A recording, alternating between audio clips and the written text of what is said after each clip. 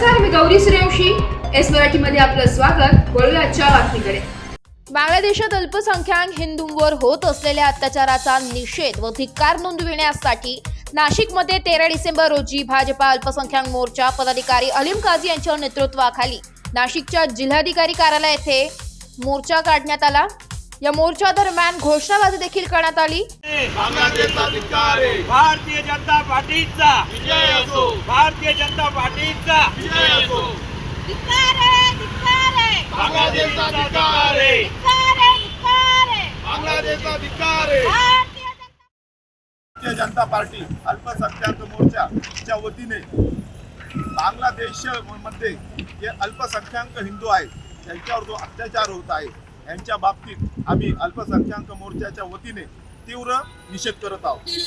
निषेधाचं कारण असं की बांगलादेशामध्ये जे हिंदू अल्पसंख्याक भाविक आहेत म्हणजे आमचे जे देशातून जे जोडलेले आहेत त्यांच्या बाबतीत बांगलादेशामध्ये जो अत्याचार होत आहे म्हणजे जे मंदिरं पाडले जात आहे त्याचप्रमाणे त्यांच्यावर खुनाचे प्रकार बलात्काराचे जे प्रकार होत आहे तिथल्या राजकीय घडामोडी तिथले ज्या नीतीचा जो वापर होत आहे त्याच्यामुळं अल्पसंख्याक हिंदू हा तिथं धोक्यात आलेला आहे. आज आम्ही अल्पसंख्याक मुस्लिम भारतामध्ये एक आनंदाने खुशालीने राहतो आहोत.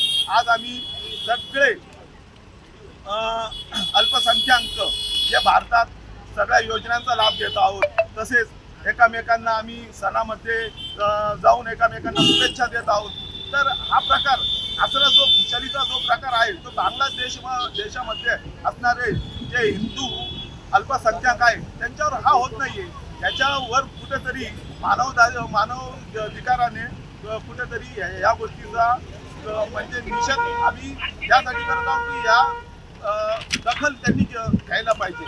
तसेच आज पण आम्ही जिल्हाधिकारी साहेबांना निवेदन देणार आहोत तसेच मुख्यमंत्री साहेबांना पण आम्ही निवेदन देणार आहोत की या बाबतीची त्यांनी दखलंदाजी घेऊन तपासणी करून जे शेवटी माणुसकी हा धर्म बांगलादेशातल्या जे राजनैतिक लोक आहेत त्यांनी पण घ्यायला हवा आणि सगळ्यांसाठी जीवन कसं खुशालीने होईल हे बघावं.